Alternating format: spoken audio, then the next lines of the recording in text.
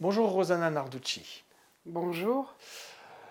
Voilà, tu es donc Channel, tu es aussi auteur des conclaves aux éditions Ariane. C'est exact, oui.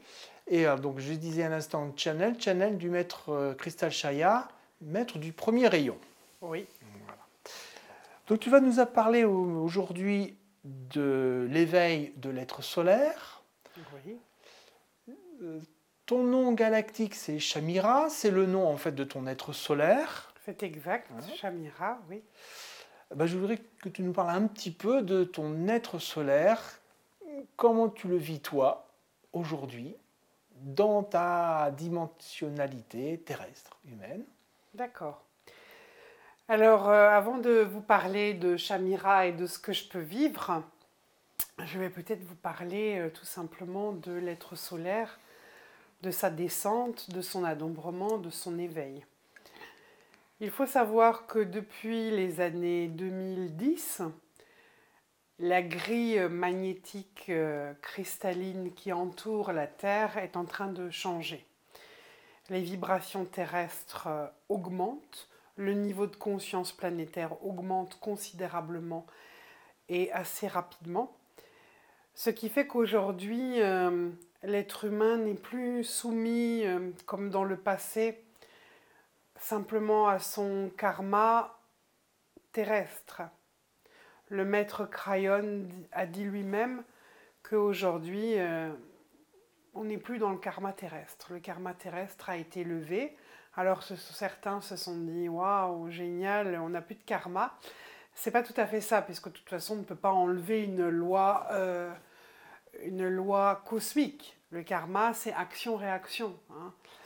Mais ce que ça signifiait, on n'est plus soumis au karma terrestre, ça veut dire qu'aujourd'hui, avec les nouvelles particules adamantines qui descendent dans l'atmosphère et dans la réalité terrestre, on a accès à une part de notre être beaucoup plus vaste. Une part plus vaste, on a accès tout simplement à notre multidimensionnalité, à de la mémoire galactique, de la mémoire d'avant la Terre.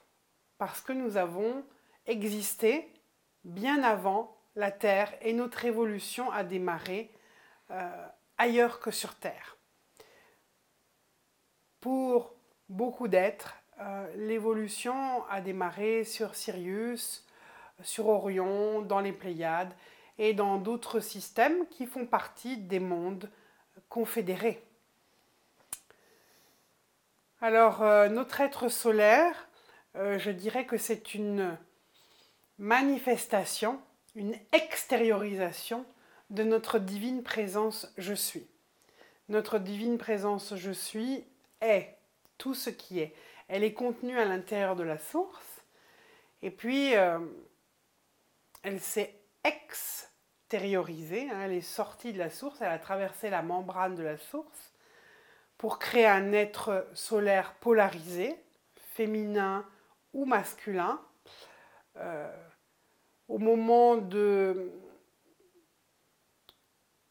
ce moment où elle est sortie de la source, où l'être solaire est sorti de la source, eh bien, il y a aussi eu une part féminine, une part masculine, hein, comme l'œuf primordial, la cellule première qui s'est séparée en deux pour créer donc un être solaire féminin et un être solaire masculin.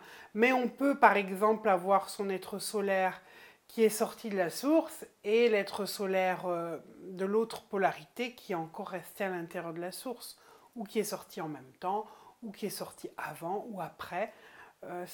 Il faut savoir que deux êtres solaires polarisés d'une même cellule ont des évolutions qui peuvent être différentes et sont des entités complètement autonomes, même si elles sont issues du même œuf. J'espère que c'est assez clair ce que je vous dis. En tout cas, voilà, à un moment donné, l'être solaire s'extériorise et commence à avoir une évolution. Alors, il faut aussi savoir que les étoiles aujourd'hui, telles que nous les connaissons, sont en partie ascensionnées.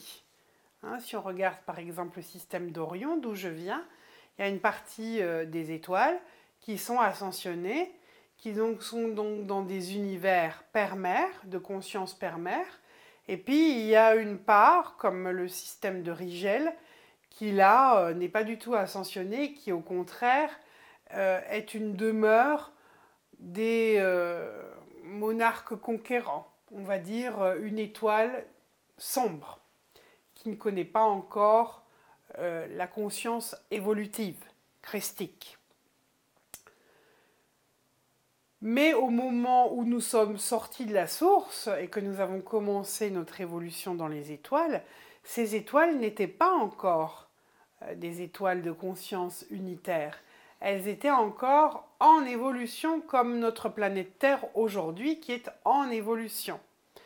Donc c'était ce que l'on appelle des étoiles qui appartenaient à des systèmes fils, de conscience fils, de conscience en évolution.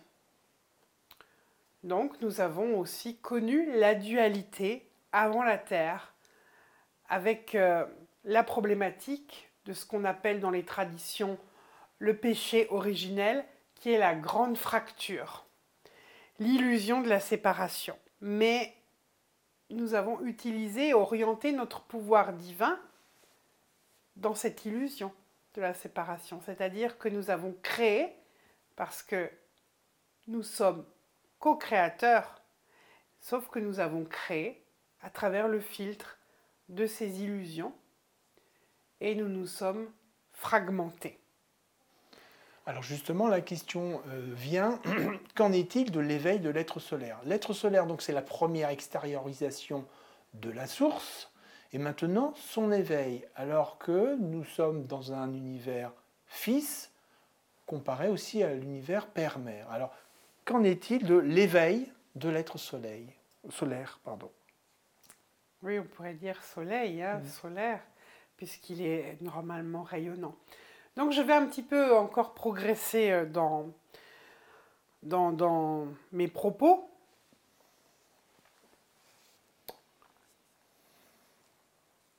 L'être solaire a donc un vécu qui est en dehors de la Terre, en dehors du système terrestre. Au moment où ces étoiles maîtresses sont arrivées à un niveau d'évolution, elles ont ascensionné. Elles ont passé dans cette conscience unitaire. Et là, notre être solaire, il s'est retrouvé peut-être coincé, dans le sens, il avait tellement de problématiques non résolues, il s'est tellement identifié à l'illusion de la séparation que peut-être notre être solaire ne pouvait pas complètement évoluer sur des étoiles qui allaient être en conscience père-mère, en conscience unitaire. Donc il y a une partie de notre être solaire qui a pu évoluer dans ces mondes de conscience unitaire et qui a en partie ascensionné. Et puis il y a des parts de l'être solaire, des fragments de mémoire douloureuse qui sont restées prisonnières à certains niveaux de fréquence, des fréquences de dualité, des fréquences de souffrance. Et lorsque le plan Terre a été créé,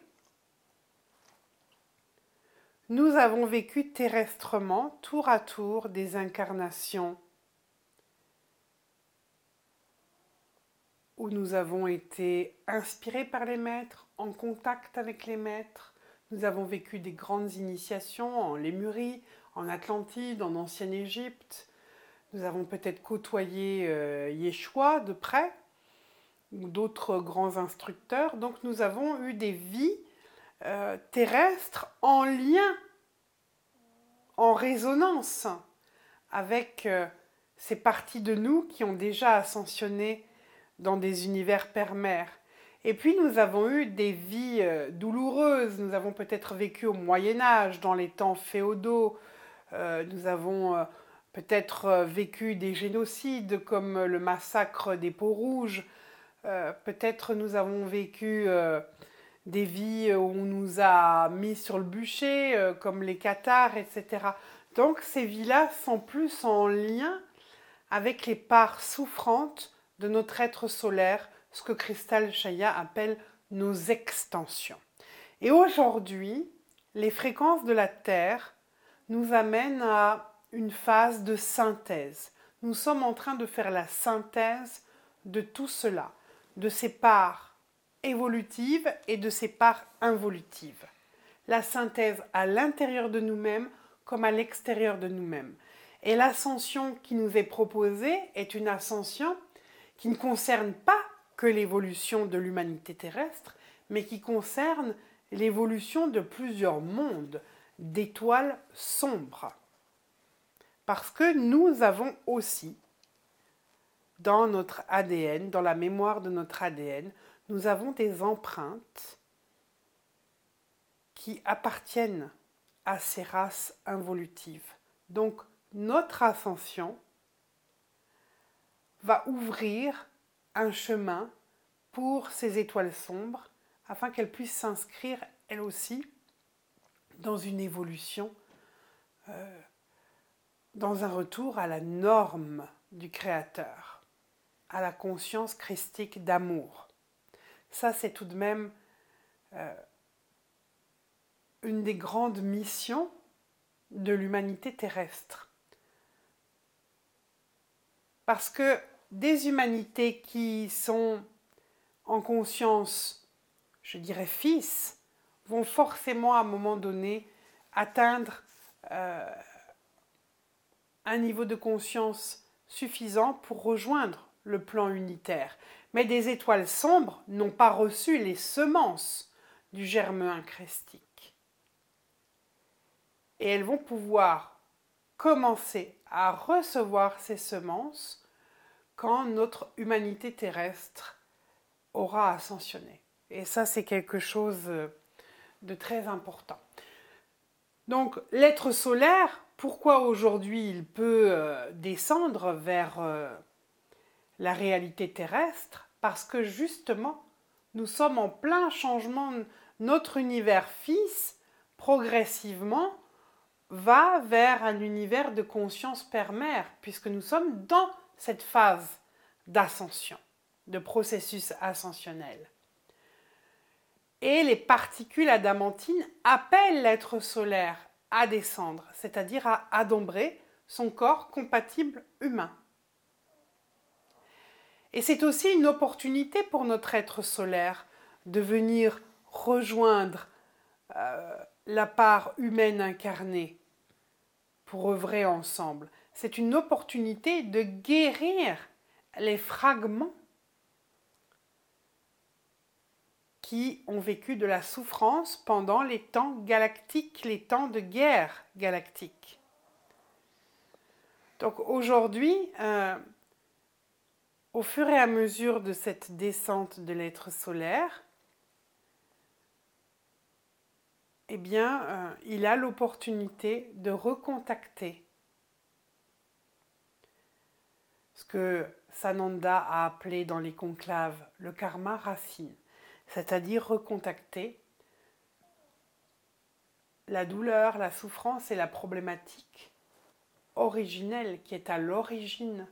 C'est à travers l'origine de cette problématique finalement qu'ont découlé toutes les incarnations terrestres. Donc l'éveil aujourd'hui de l'être solaire, je dirais, il est comparable à un enfant qui va s'incarner dans le ventre de sa mère, à quelqu'un qui va progressivement toucher la matière de notre réalité terrestre. Dans les séminaires, je rencontre parfois des personnes qui croient que elles ne vont plus exister en tant qu'êtres humains si leur être solaire les adombre. Elles confondent l'adombrement de l'être solaire et l'aspect walking. Quand l'être solaire descend, il n'est pas en train d'éjecter, si je puis dire ainsi, l'être humain.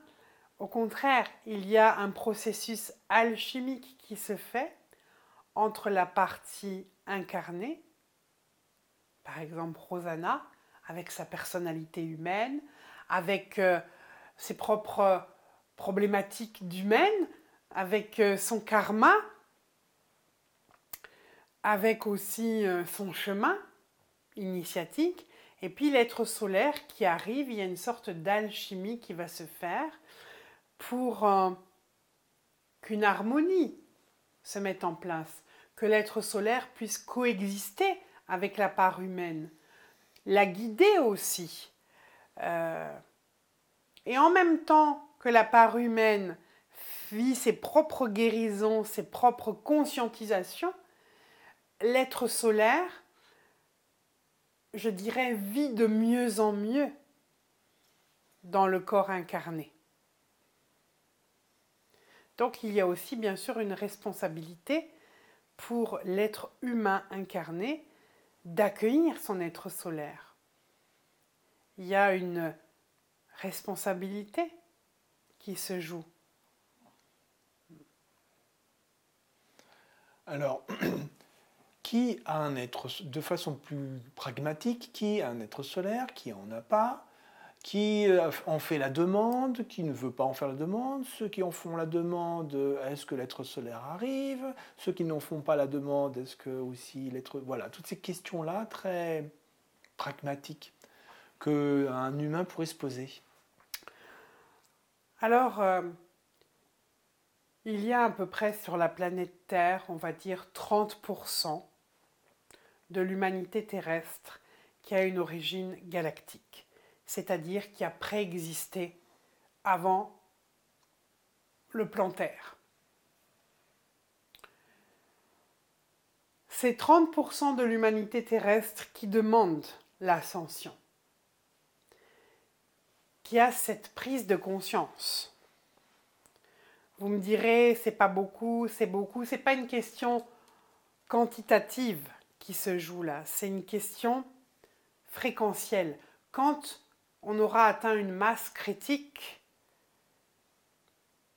d'une humanité qui aura un certain rayonnement, à ce moment-là, on bascule dans une autre réalité, dans une réalité d'un monde qui vivra dans cette conscience unitaire.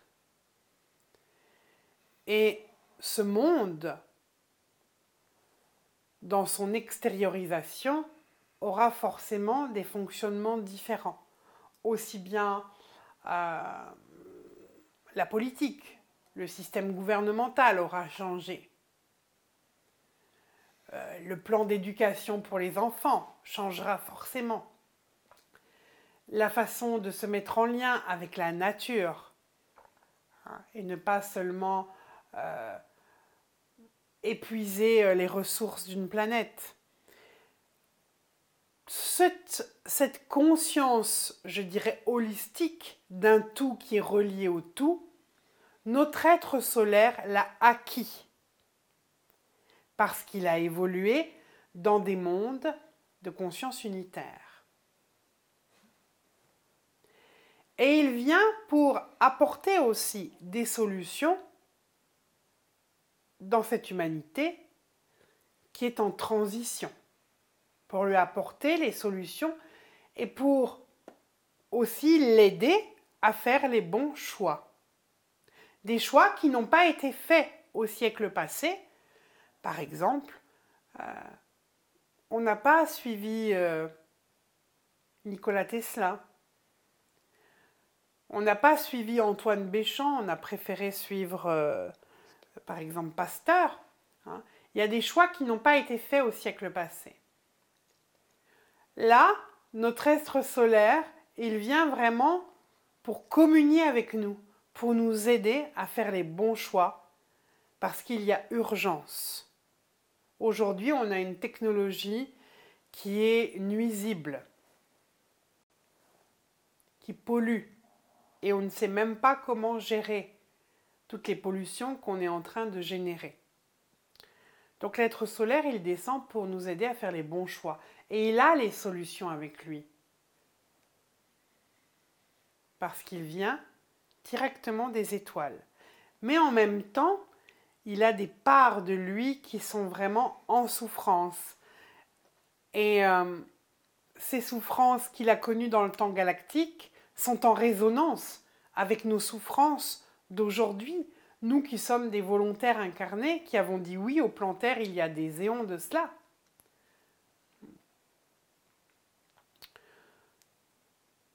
Quand on parle d'ascension, quand une personne prend conscience finalement du processus d'ascension et qu'elle va poser un décret d'ascension, en créant son propre décret ou en utilisant un décret existant, inspiré par le maître Saint-Germain ou par un autre maître, eh bien,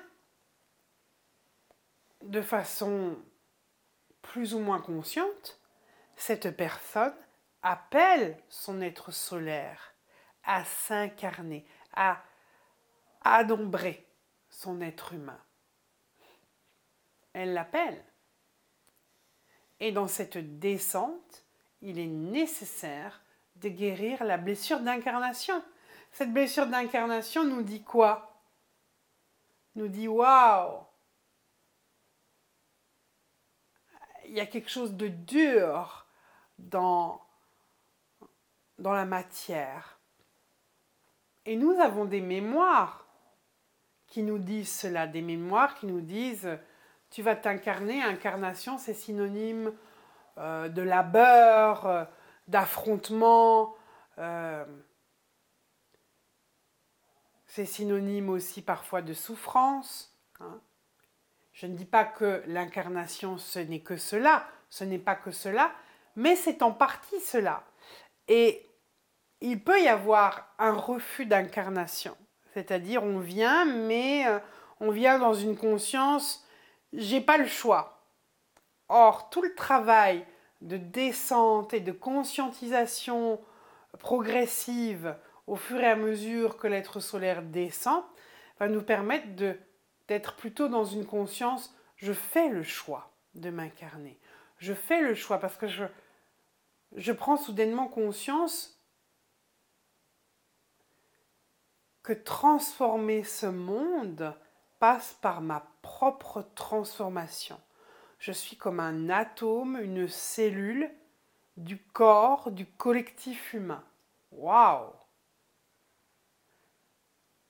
Et donc, si je prends soin d'être à l'écoute de moi-même, de mes besoins, de ce besoin finalement d'être en lien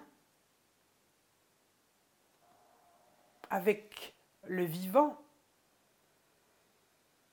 et de m'engager à servir et à respecter le vivant, tout en prenant conscience que je suis comme une particule du corps humain, là je prends la vraie mesure de ma responsabilité d'être incarné.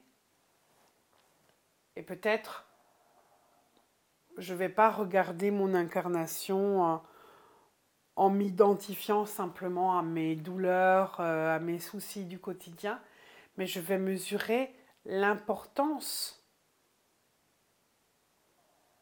d'une âme qui s'incarne, l'importance qu'elle a dans l'évolution de l'ensemble. Et l'être solaire nous demande d'être dans cette conscience et de sortir de l'identification à la douleur, à l'ego. C'est ça la grande alchimie qui s'opère. C'est de mettre cette conscience individuelle au service d'une conscience plus large Et l'être solaire, en tout cas mon être solaire Shamira, m'apprend à faire don total de moi-même, à offrir tout ce que je vis, tout ce que je ressens, tout ce que j'expérimente, toutes les initiations que je traverse, de les offrir à mon prochain pour une plus grande compréhension. C'est un partage de connaissances, mais pas une connaissance livresque, une connaissance qui passe par l'information cellulaire, la conscientisation de ce que je vis dans mes corps, dans mes cellules, dans ma conscience. Donc c'est un partage d'informations. C'est ça aussi, je dirais, le nouveau, si on peut appeler ça le nouveau.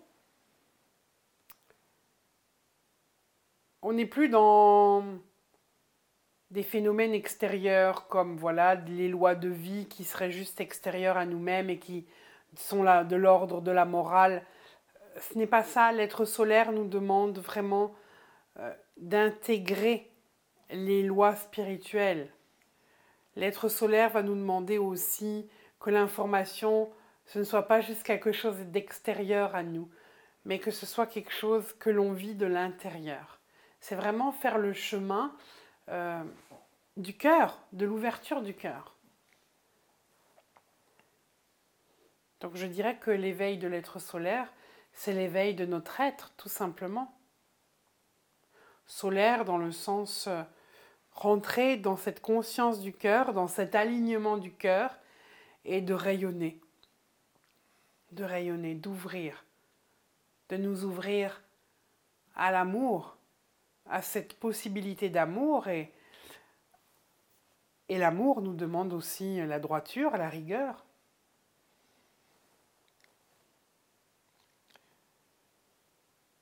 Alors, c'est une fusion, on pourrait dire cela comme ça, l'être humain dans sa partie donc multidimensionnelle, il y a la partie humaine qui ascensionne, et puis l'être solaire qui descend peu à peu, il y a une alchimie.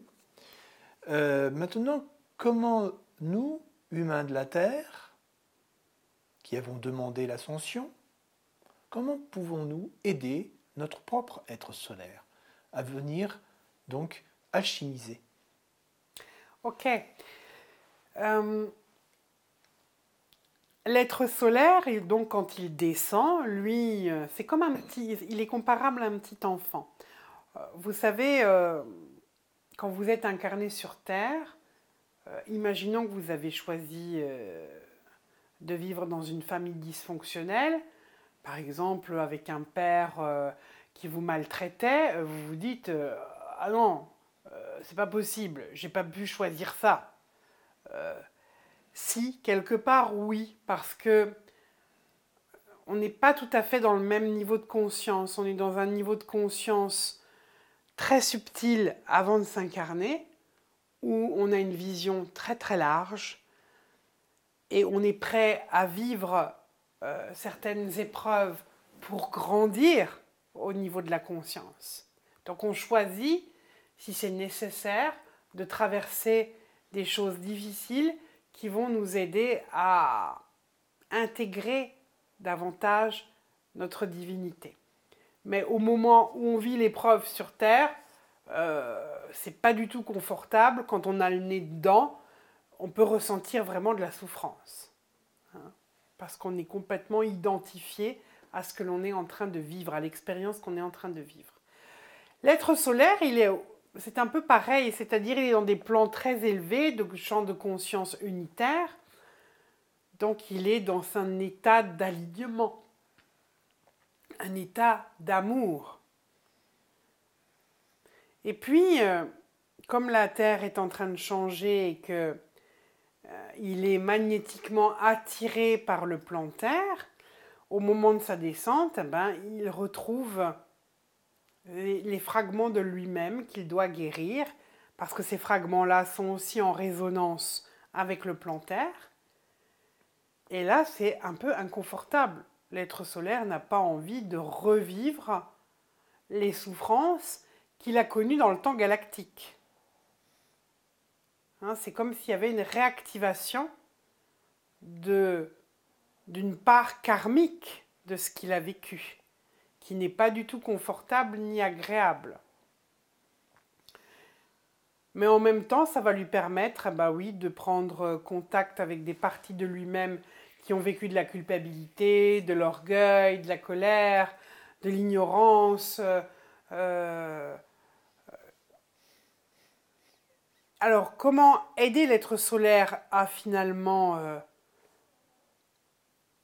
accepter cette descente et cette guérison, si je puis dire? Eh bien, en faisant le lien avec nos propres blessures. Les blessures, nous aussi, nous avons les mêmes blessures que notre être solaire, finalement. Nous avons pu être dans le déni, à certains moments, nous avons vécu dans l'orgueil, nous avons des colères, nous avons été éduqués par les forces involutives pour retenir nos colères, pour ne pas exprimer nos besoins. Donc en retrouvant finalement une norme en nous, c'est-à-dire donner priorité à l'être plutôt qu'à l'avoir et au faire, nous participons aussi à encourager notre être solaire. Parce que notre être solaire, s'il vient d'un plan d'unité et il doit redescendre vers un plan de dualité, c'est pas très sécurisant pour lui. Hein. Donc c'est à nous de le sécuriser en lui disant « Ok, tu as des choses à nous amener sur Terre, tu as une conscience évolutive, tu as des solutions à apporter à l'humanité qui vit cette phase de transition. Ne t'inquiète pas, je sais que c'est un petit peu vertigineux de venir sur Terre, c'est pas forcément sécurisant de venir dans un plan de dualité, mais t'inquiète pas, en travaillant sur mes propres peurs, je vais être en mesure de t'accueillir. Et ensemble, finalement, nous allons vivre une guérison beaucoup plus vaste, parce qu'il ne s'agit pas juste de guérir des mémoires terrestres, on va guérir l'origine de la fracture. Donc en travaillant aussi sur le karma galactique, on apporte des changements à un niveau multidimensionnel de l'être.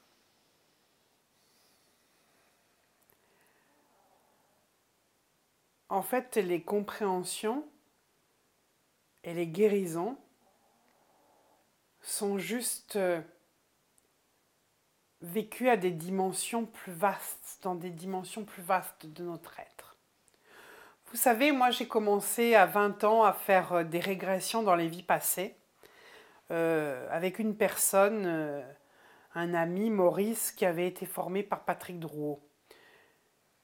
J'ai contacté, je dirais, du karma terrestre et aussi des vies initiatiques, ce qui m'a permis de développer de la conscience. Et je dirais la seule nuance que j'apporte aujourd'hui, c'est que je vais à l'origine, ce qui a déterminé finalement que je dise oui au plan Terre, puisque nous tous, à un moment donné, nous avons dit ok, d'accord, pour le plan Terre. Mais finalement, qu'est-ce qui nous a motivés à venir suivre ce cycle d'involution de la Terre? C'est parce que nous avons un vécu et que aujourd'hui nous avons la possibilité de connecter, d'avoir la vision sur ce que nous avons vécu avant la Terre. Nous sommes en train de boucler un cycle et de créer aussi, j'allais dire, une nouvelle matrice pour l'ADN. Nous sommes en train de modifier la conscience, le plan de construction de notre ADN. Nous sommes en train de le modeler, de créer quelque chose, d'engrammer une information qui va circuler et permettre à d'autres humanités de vivre ce processus de réunification avec la source. Donc je trouve que l'incarnation actuelle, dans l'époque actuelle, est très importante et intéressante. Merci Rosanna pour toutes ces informations. Maintenant, tu compares l'être solaire lorsqu'il descend comme l'arrivée d'un enfant. Alors, peux-tu nous dire quel est le lien en fait entre cet enfant qui arrive, l'enfant intérieur, et l'être solaire? Ok. Si je prends une entité qui va s'incarner sur Terre, elle est d'abord dans d'autres dimensions. À un moment donné, elle est en contact avec ses guides, avec aussi les seigneurs du karma, qui vont lui donner en quelque sorte comme une feuille de route. Et lui dire, voilà, peut-être il y a des initiations à traverser pour rééquilibrer, je dirais, mettre les compteurs à zéro. Il y a des expériences à vivre pour rééquilibrer certaines choses. Quand on est en présence des seigneurs du karma et de ses guides, dans des dimensions très subtiles, on accepte, on est en allégeance. Parce qu'on est dans cet état d'amour. On vibre, toutes nos cellules vibrent dans une fréquence d'amour inconditionnel. Et puis au fur et à mesure de la descente, l'enfant, à un moment donné, va se trouver par exemple à 6 mois de grossesse dans le ventre de sa mère. Et souvent, l'enfant est bien engagé. Il ne peut plus faire marche arrière. Il va s'incarner. Dans quelques mois, 3 mois plus tard, il est là. Et il ressent des choses. Il ressent les vibrations de maman, il ressent les vibrations de papa, il commence à ressentir les vibrations du consensus collectif. Et là, il se dit, waouh, je vais venir sur Terre. Il y a du remous là. Tout n'est pas pur amour. Et d'ailleurs, quand il va s'incarner, il va devoir s'adapter pour être aimé. Et peu à peu, il va ce qu'on appelle se déraciner. Il va, s'adapter pour être aimé. Il va peut-être même être loyal pendant un certain temps à ses parents. Imaginons un instant qu'un parent dise à un enfant, toi, tu rêves sans arrêt, qu'est-ce qu'on va faire de toi plus tard? Et puis, peut-être que l'enfant, par amour pour ses parents, pour être aimé de ses parents, il va toujours être là, à naviguer entre deux eaux, à ne pas savoir ce qu'il va faire dans la vie. C'est juste une loyauté qu'il a à ce moment-là. Donc, ce que je veux dire par là, c'est qu'au moment de cette descente, de ce processus d'incarnation, il y a la sensation, on ressent la dualité, qu'on ne ressentait pas lorsqu'on était dans des plans très subtils. Et cette sensation de dualité peut nous mettre dans un état d'insécurité. Finalement, s'incarner, c'est pas forcément toujours très confortable et très sécurisant. Et notre être solaire, c'est ce qu'il vit. Quand il descend, à un moment donné, il recontacte par résonance ces parties de lui qui ont souffert des guerres galactiques, qui elles-mêmes sont en résonance avec la dualité terrestre de ce que nous vivons actuellement sur Terre. Et c'est pas très rassurant, c'est même insécurisant pour l'être solaire. Mais il ne peut plus, je dirais, éviter ce processus d'adombrement. Il est presque là. Donc c'est à nous de prendre nos responsabilités comme des parents qui sont responsables de l'éducation de leur enfant et de dire tout simplement à notre être solaire, ok, ça ne va pas forcément être confortable, mais je suis là. Nous allons guérir ensemble. Donc la responsabilité de notre être incarné, c'est aussi de s'engager. C'est pas juste de dire, voilà, je veux l'ascension et j'attends que ça se passe. Il n'y a pas d'attente à avoir, parce que les attentes, c'est les croyances. Il y a un processus d'engagement, donc il y a aussi un passage à l'action. c'est trouver en fait cet équilibre entre ne rien faire et faire. Ne rien faire, ça veut dire donner priorité à ma divine présence je suis, à mes besoins d'être et non point à mes désirs. Et c'est uniquement quand je trouve cet alignement du cœur, quand je rentre dans cette conscience du cœur, que là, je peux faire.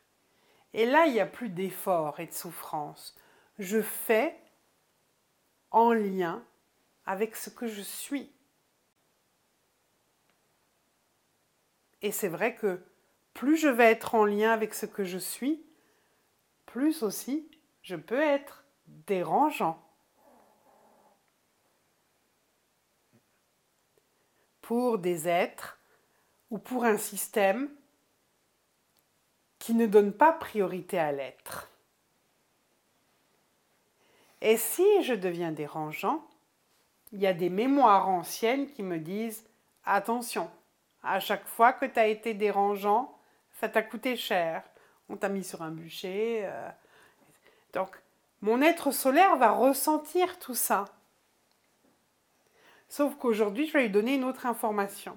Aujourd'hui, je vais lui dire « Non, tu seras peut-être dérangeant pour certains qui n'auront pas envie de faire le travail intérieur, mais tu vas aussi être inspirant pour d'autres qui, eux, auront envie de s'engager à faire ce chemin de libération, ce chemin qui passe par l'introspection, qui passe par la descente dans les ombres.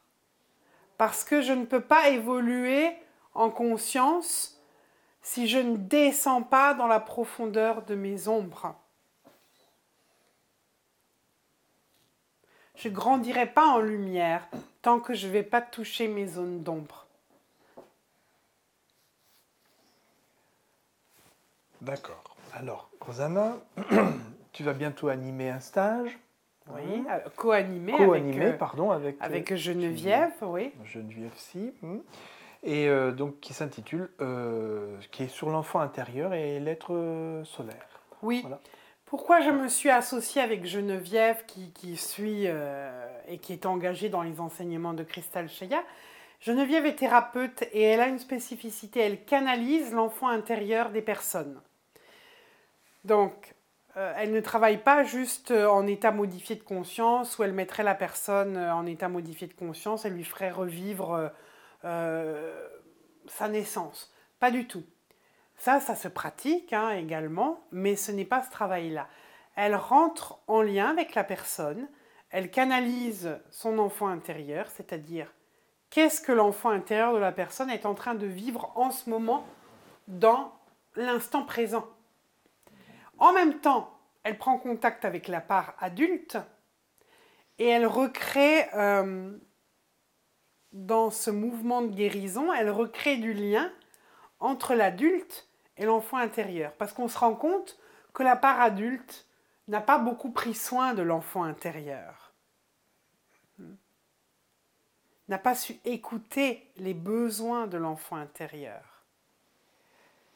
Et quand on recrée une connexion entre l'enfant intérieur et l'adulte, qu'on recrée un lien, ça facilite aussi la descente de l'être solaire. Parce que l'être solaire, il vient pour apporter le renouveau. Donc, s'il voit un humain qui n'est même pas capable d'écouter son enfant intérieur, il va se dire, c'est pas la peine que je descende, puisqu'il ne m'écoutera pas. Donc, le fait de remettre du lien entre l'enfant intérieur et l'adulte intérieur, c'est aussi très rassurant pour l'être solaire, parce qu'il se dit, c'est bon, je peux y aller, je serai entendu par ma part humaine.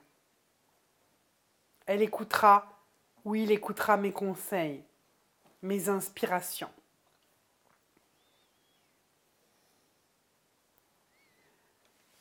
Donc c'est dans ce sens-là que je collabore avec Geneviève. Et aussi le fait de travailler en groupe, c'est important parce qu'il y a une synergie qui se met en place, il y a des résonances, il y a des personnes qui ont du mal à lâcher, même en séance individuelle. elles ont du mal à lâcher, leur mental est très puissant et il a peur de lâcher, il a peur que la personne soit débordée par ses émotions, donc il ne lâche pas. Et le fait d'être en groupe, c'est aussi aidant pour lâcher les émotions. Et ce qui est intéressant aussi, c'est que Kristal Chaya met en lien les blessures de l'enfant intérieur et le karma, racine de la personne, de son être solaire. Donc on a une guérison qui est beaucoup plus vaste une fois encore, beaucoup plus large que simplement si on s'occupait de l'aspect psycho-émotionnel de l'être.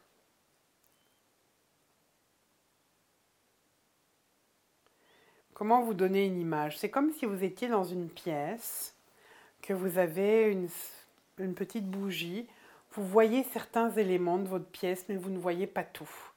Et au fur et à mesure, on augmente l'intensité, on allume des lumières, on augmente l'intensité, et là, vous prenez conscience de tous les éléments qui composent votre pièce. C'est un peu ça aussi, le travail que nous faisons. Il y a une petite étincelle qui est là, et en prenant contact avec l'enfant intérieur, progressivement, l'intensité de cette lumière va grandir, grandir, grandir, et la personne va prendre conscience de tout ce qui la compose, mais jusqu'à un niveau multidimensionnel de son être, jusqu'à un niveau de vie qu'elle a connu ailleurs. Et finalement, prendre conscience que tout est contenu dans le tout, que ce que nous vivons sur Terre, nous l'avons déjà vécu sous une autre forme, dans une autre réalité, avec d'autres repères, mais nous avons déjà vécu. Et en apportant un éclairage beaucoup plus large, la guérison va beaucoup plus loin. Et cette guérison devient comme une semence nouvelle qui va guider d'autres humanités. Voilà ce que je voulais partager avec vous.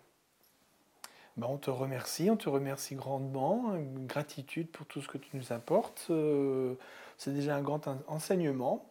On a passé 50 minutes ensemble, près de 50 minutes ensemble. Voilà, on te remercie beaucoup, à bientôt, tu nous parleras d'autres choses aussi. Et merci et au revoir, à bientôt. À bientôt, au revoir.